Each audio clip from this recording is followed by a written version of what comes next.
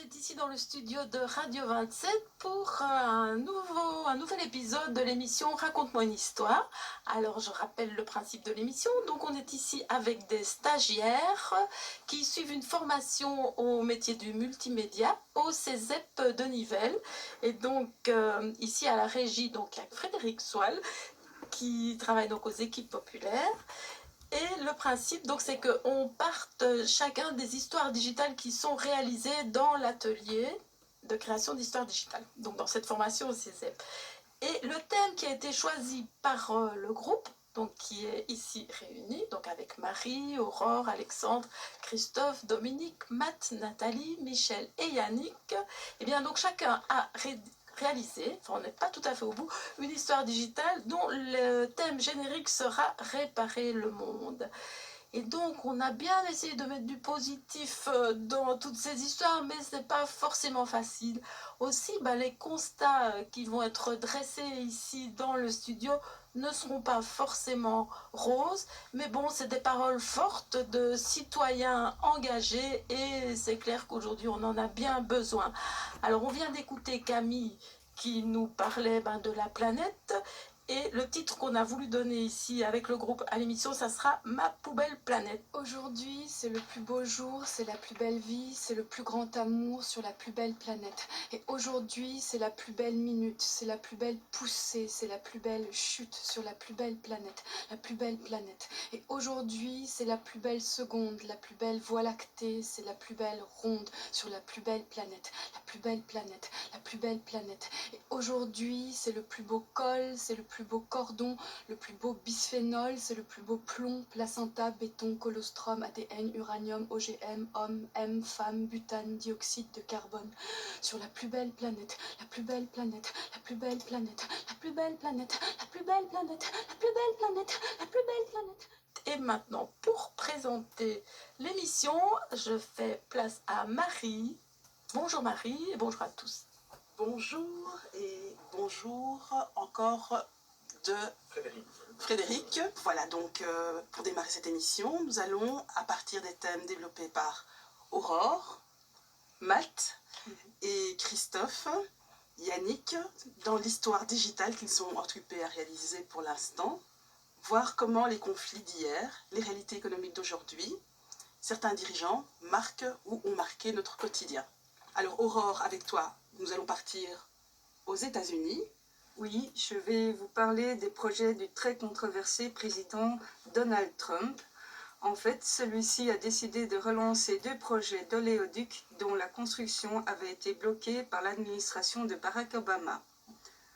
La construction de ces oléoducs devrait passer à travers des sites sacrés où sont enterrés des ancêtres amérindiens, menaçant aussi leurs sources d'eau potable. Trump gèle les normes environnementales imposées aux industries automobiles. Sur le site officiel de la Maison-Blanche, la rubrique du site consacré au changement climatique a été supprimée. En lieu et place, on y trouve un texte qui indique les intentions de la nouvelle administration en matière de politique énergétique, soit moins de régulation, plus de forage et plus d'exploitation fossile. On y lit que l'administration Trump va embrasser du pétrole et du gaz de schiste pour ramener des emplois et de la prospérité à des millions d'Américains. En conclusion, depuis l'élection de Donald Trump en 2016, le gouvernement américain a modifié plus de 80 textes ayant trait à la santé humaine ou l'environnement en invoquant la nécessité d'assouplir les réglementations encadrant les entreprises. Tout cela va à l'encontre des décisions qui devraient être prises aujourd'hui si l'on veut empêcher les catastrophes liées au réchauffement climatique. C'est très grave. Merci Aurore. On a parlé du président d'une grande puissance mondiale, Donald Trump.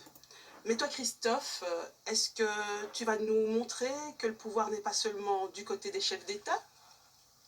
En effet, Marie, le pouvoir est aussi aujourd'hui du côté des géants de l'industrie numérique qui sont apparus ces dernières années et qui ont donné naissance à de nouveaux modèles économiques très puissants. De dimensions inégalées, tentaculaires, ils nous redessinent un monde dans lequel l'être humain la nature ou l'espace sont devenus des produits, une marchandise. Sans état d'âme, ils transforment nos vies, négligeant les notions de préservation de la planète, de réduction des énergies polluantes ou du respect des conditions de travail. Parmi ceux-ci, le plus important, c'est Amazon. Nous le connaissons tous parce que nous savons qu'ils ont en stock ce livre que nous voulons et que son prix sera imbattable. Pour s'imposer dans ce domaine, la stratégie fut simple. Être toujours moins cher et toujours plus rapide que la concurrence, jusqu'à l'asphyxier et la faire disparaître du paysage, quel qu'en soit le prix à payer. Mais Amazon, c'est aussi une série d'autres activités parfois méconnues du grand public. Déjà maître de nos données personnelles, Amazon investit des milliards de dollars dans l'intelligence artificielle, la robotique, les drones, la sécurité, la santé et même la conquête spatiale.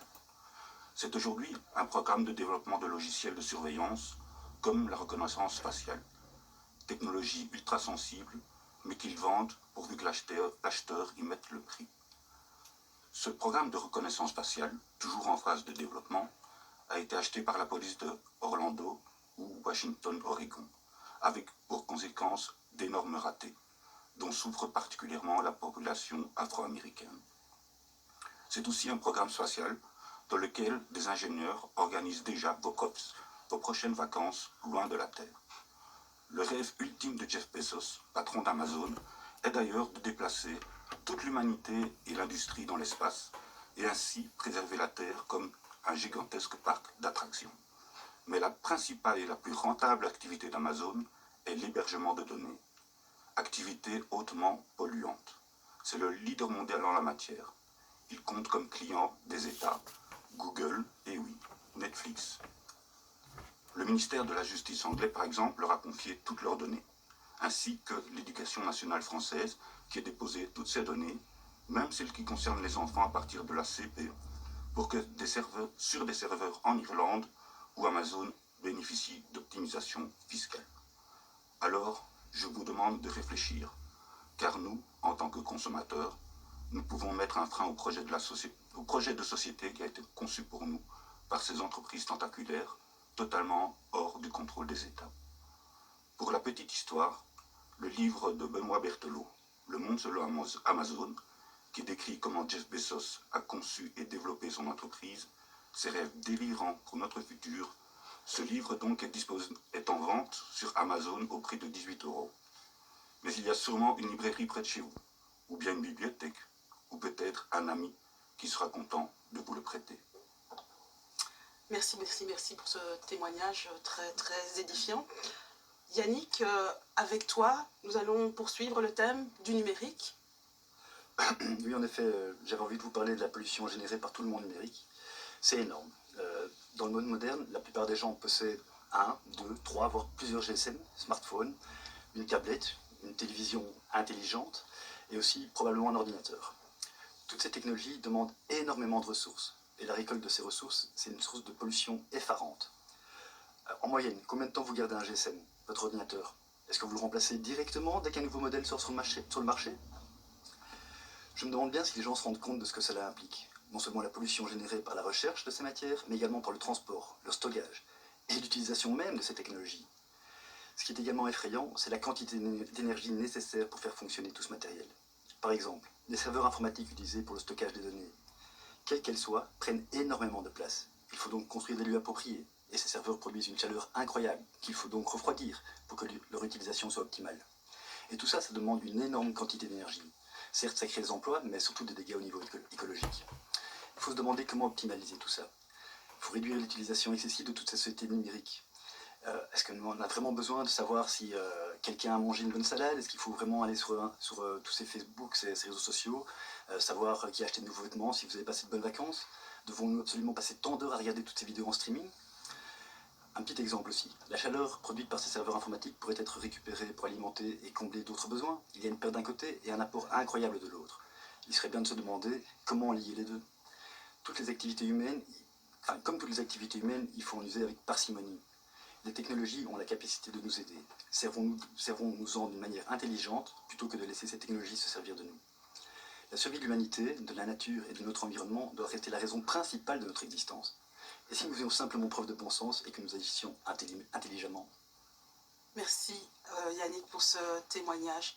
Je vous propose d'écouter maintenant, pour illustrer cette première partie d'émission, Bob Marley avec son titre emblématique So Much Trouble in the World.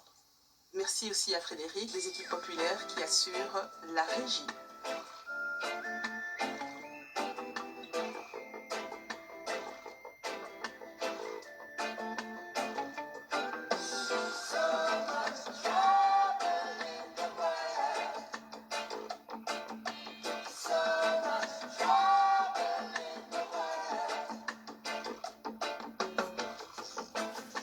Bless my eyes this morning. The sun is on the rise once again. We heard good things are going. Anything can happen. You see, men sailing on their ego trip. Blast off on the spaceship. Million miles from reality. No care for you, no care for me. So much trouble in the world. So much trouble in the world. All you gotta do is give a little, give a little, give a little, give a little, one more time. Yeah, yeah, yeah, yeah. So you think you found that solution? Oh, solution, found a solution. So before you check out this time, don't even let the cornerstone standing there behind. Yeah, we've got to face the day. Ooh, we come one day. We the street people talking. Yeah, we are struggling.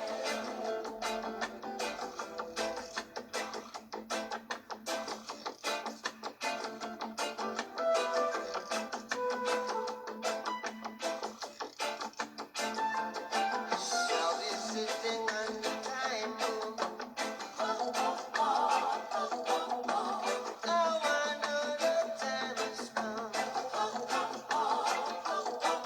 What goes on up is coming on down. What goes around comes around. So much trouble in the world.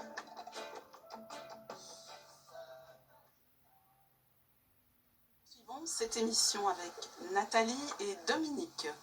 Nathalie, toi, tu as construit ton histoire digitale autour de l'idée que si l'homme est intelligent, il n'en est pas pour autant malin.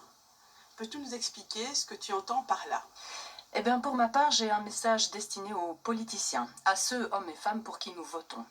Des sujets fâcheux comme l'exportation de nos déchets vers les pays du Sud ou les rejets de déchets dans la nature que vous acceptez les yeux fermés et qui, au niveau des océans, constituent ce terrible 7e continent, pour ne citer que ces exemples, me révoltent contre chacun de vous.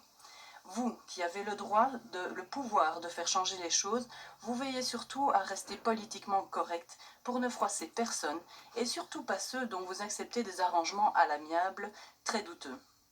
Je vous interpelle aujourd'hui sur le sort de notre planète, sur le sort que vous lui avez jeté. Messieurs, mesdames, si nous cessions de rire et que vous bougiez pour de bon, qu'en pensez-vous ? Tandis que l'homme avec un grand H, donc tandis que l'homme intelligent a la capacité de comprendre, d'apprendre et de s'adapter, je vous demanderai, vous, les politiques, de rester intelligents, mais surtout de faire preuve d'humanité pour de bon, pour de vrai. Et donc de devenir malin. Pas comme vous l'entendez, dans le sens de la ruse, mais bien dans le sens de l'homme qui, grâce à son ingéniosité, renversera la tendance, parce qu'il est grand temps. Soyez ingénieux, dès maintenant, et trouver avec l'aide de chacun de nous qui œuvrons en ce sens au quotidien, des solutions véritablement malignes pour améliorer l'état de notre planète et des hommes. Voilà un appel que nous voudrions faire entendre à tous. Merci. Et nous continuons, bien sûr, dans la même optique avec Dominique. C'est vrai qu'on nous parle de plus en plus du consommer local, non seulement pour faire vivre les producteurs locaux, mais également pour réduire l'impact écologique dû au transport des marchandises.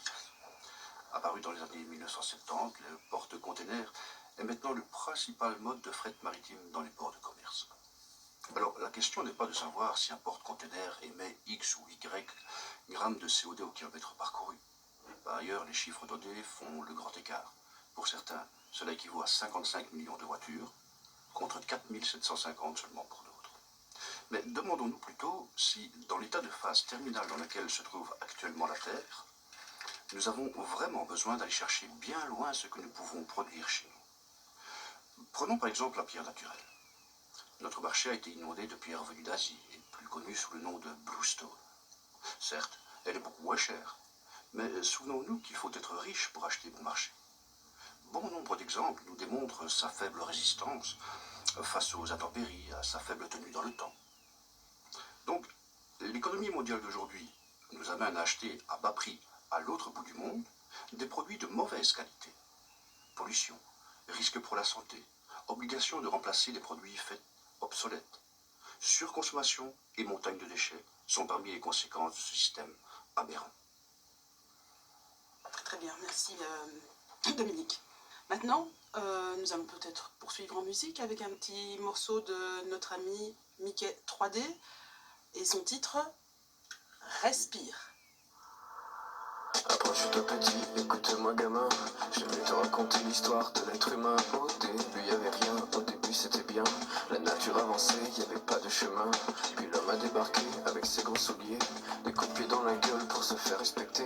Des routes à sens unique qu'il s'est mis à tracer, les flèches dans la plaine se sont multipliées, et tous les éléments se sont vus maîtrisés. En 2 temps 3 mouvements l'histoire était pliée, c'est pas demain la veille qu'on fera marche arrière, on a même commencé à polluer le désert. Il faut que tu respires, et ça c'est rien de le dire. Tu vas pas mourir de rire, et c'est pas rien de le dire.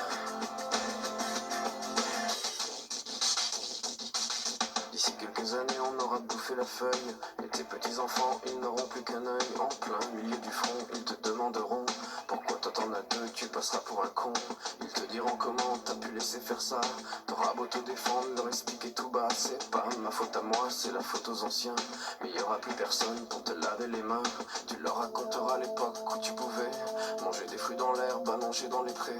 Y avait des animaux partout dans la forêt, au début du printemps les oiseaux revenaient. Il faut que tu respires, et ça c'est rien de le dire. Tu vas pas mourir de rire, et c'est pas rien de le dire. Il faut que tu respires, c'est demain que tout empire. Tu vas pas mourir de rire, et c'est pas rien de le dire. Le pire dans cette histoire, c'est qu'on est des esclaves, quelque part assassins ici, bien incapables de regarder les arbres sans se sentir coupables, à moitié défroqués, 100% misérables. Alors voilà petite l'histoire de l'être humain, c'est pas joli et je connais pas la fin. T'es pas né dans un chou, mais plutôt dans un trou, on remplit tous les jours comme il faut sa purin. Il faut que tu respires, et ça c'est rien de le dire. Tu vas pas mourir de rire, et c'est pas rien de le dire.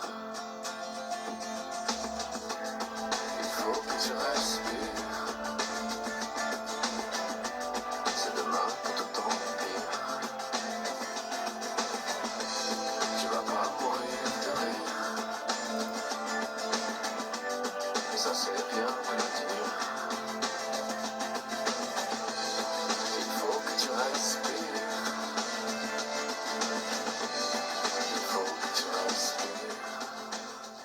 Voilà, donc on a écouté Mickey 3D. Je pense que depuis qu'il a écrit cette chanson qui nous invite à respirer, les choses ont encore empiré. Là, la situation de la planète Terre n'a fait que se détériorer. Et donc après ces constats dont les responsabilités sont à la fois du côté des dirigeants, mais aussi du monde économique et financier, mais aussi parfois dans une moindre mesure de nos comportements individuels, place maintenant à d'autres témoignages et on va écouter Matt, Michel et Marie. Et donc on va commencer avec toi, Matt, qui va nous montrer que les humains mettent parfois aussi leur ténacité et leur créativité au service de nobles causes. À toi, Matt. Oui, bonjour à tous.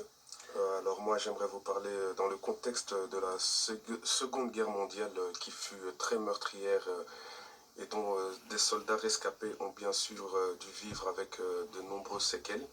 Certains ont été amputés d'un membre. C'est alors que dans l'hôpital de Stoke Mandeville en Angleterre, le directeur Ludwig Guttmann a eu l'idée formidable d'instaurer le sport comme thérapie. Pour ces personnes, il organise même les Jeux de Stoke Mandeville le 28 juillet 1948, la veille des JO de Londres. Cette initiative a contribué à rendre le goût de vivre à ces hommes. En 1957, le Comité international olympique reconnaît ces Jeux comme des Jeux à part entière. Et en 1960 sont organisés les premiers Jeux paralympiques de Rome.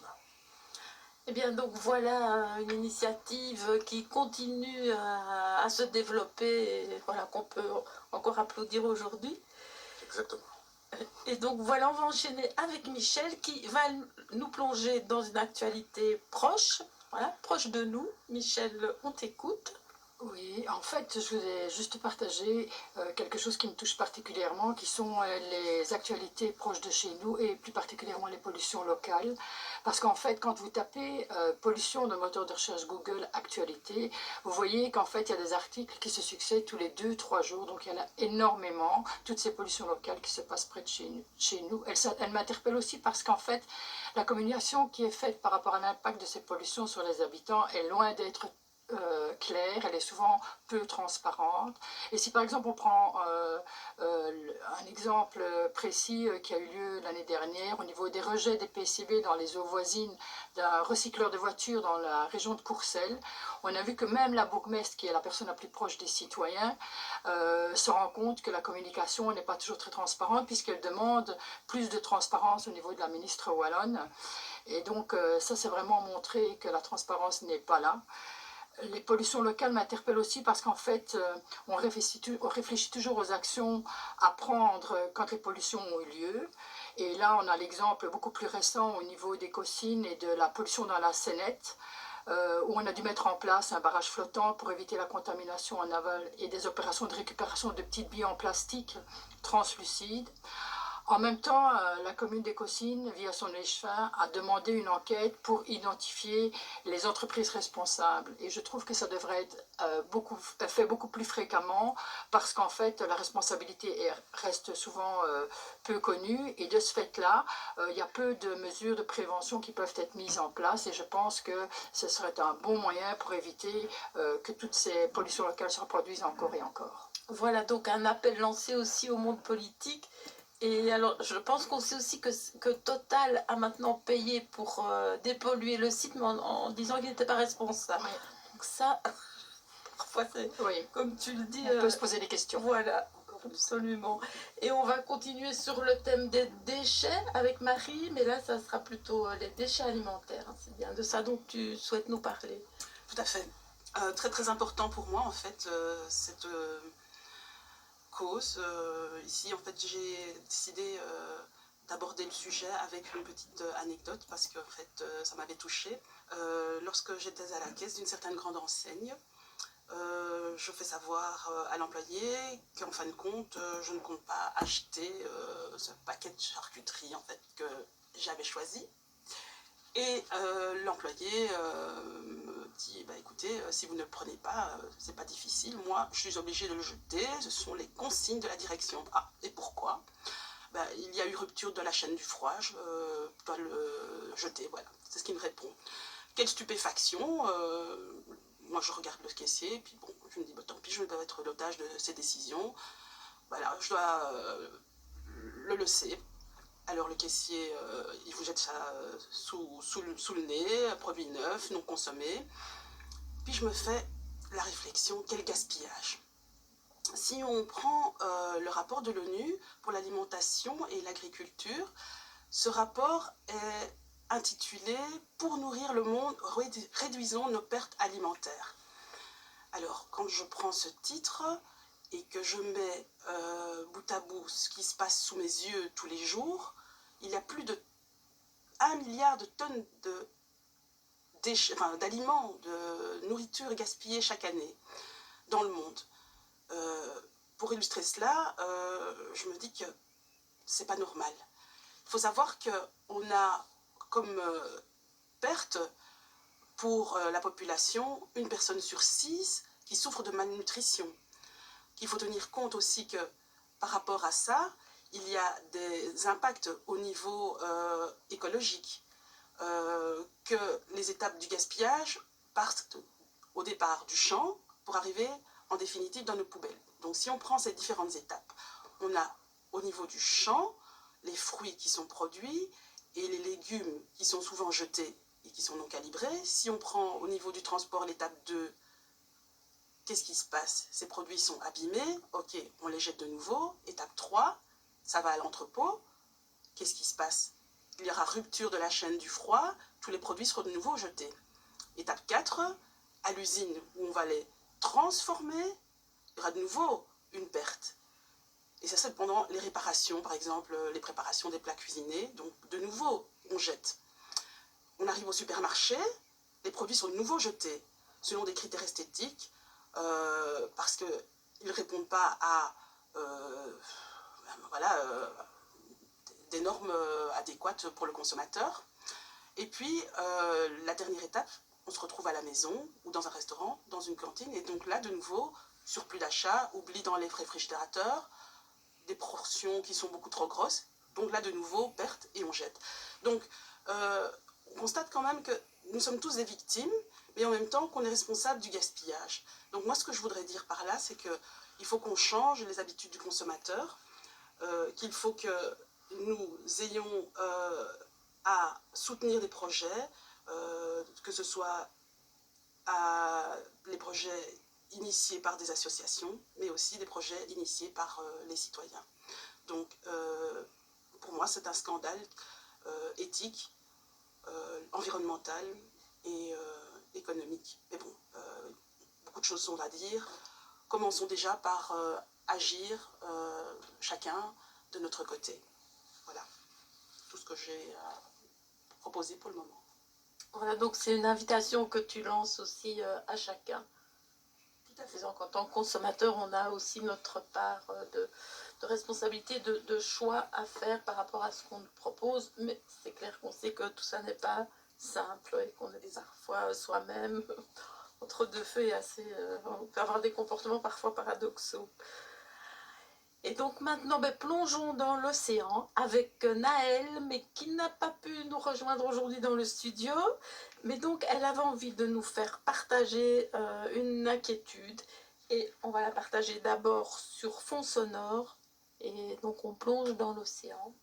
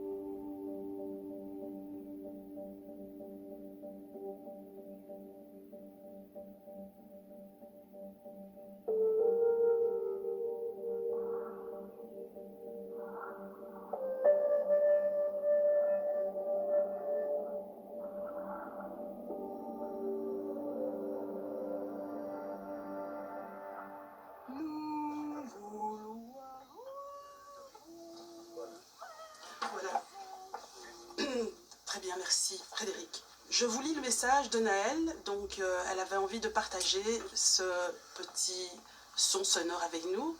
Donc, elle dit « Après avoir entendu cette bande sonore, j'ai ressenti comme un mal-être. On peut entendre comme un appel à l'aide et savoir que c'est l'humain qui en est la cause. C'est juste inadmissible. » Merci Naël pour ton témoignage. Et voilà, donc on montre, enfin, le message de Naël montre aussi combien hommes et nature et animaux font partie du vivant au même titre. Et donc le drame, c'est que les humains se sont institués en dominateurs de toute la création, enfin en tout cas de tout vivant sur la Terre. Alors dans cette émission, donc on a lancé pas mal d'appels, il y a eu des constats, des prises de position très, très claires, et on a senti le sentiment d'urgence. Alors ce qu'il faut, c'est agir collectivement, et nous c'est ce qu'on pense aux équipes populaires, avec pas mal d'autres associations et pas mal de collectifs citoyens. Donc c'est faire entendre nos voix, c'est porter tous ensemble ces appels et aussi poser des actes au quotidien. Et je pense que c'est la seule façon de dire qu'on va peut-être s'en sortir. Faisons entendre nos voix et c'est ce que tout chacun a fait ici dans l'émission. Alors on va conclure l'émission avec Alexandre. Dans ton histoire digitale, Alexandre, tu abordes la question du transhumanisme. Voilà, encore autre chose. Alors, d'une part, on sait que la vie sur Terre est menacée, et dans le même temps, on sait que certains mènent des recherches dans le but ultime, qui serait une vie éternelle. Alors, étrange paradoxe. Donc, tu peux nous expliquer un peu ton parcours, ta réflexion dans cette histoire digitale? Ben voilà, bonjour à tous. Je voulais faire passer un peu un message d'émotion parce que j'ai traversé plusieurs tristesses à cause de différents deuils, et pour avoir moins de chagrin, je crois savoir à 20 ans que les technologies pourraient évoluer grâce au transhumanisme, notamment à travers différentes recherches comme Google a fait et fait encore. Mais aussi, il n'y a pas que la technologie, des personnes comme des philosophes, écrivains qui réfléchissent à cette question. Voilà. Voilà, donc ça pose effectivement beaucoup de questions, et entre autres, et ça tu le dis dans ton histoire, la question essentielle aussi, c'est de se dire qui aurait accès. Forcément pas tout le monde, donc on peut imaginer le renforcement des inégalités qui pourraient aller jusque là, et c'est assez effrayant. Donc Marie, à toi le mot de la fin. Le débat a été lancé, les questions sont multiples et parfois sans réponse. En tout cas, elles n'existent pas au stade actuel. Construisons ensemble un monde meilleur. Pensons avec un grand A, le monde. Réparons le monde. C'est le message qu'on avait envie de vous faire passer. Et donc maintenant, prenons une bouffée d'oxygène avec Jean-Michel Jarre, avec un grand O.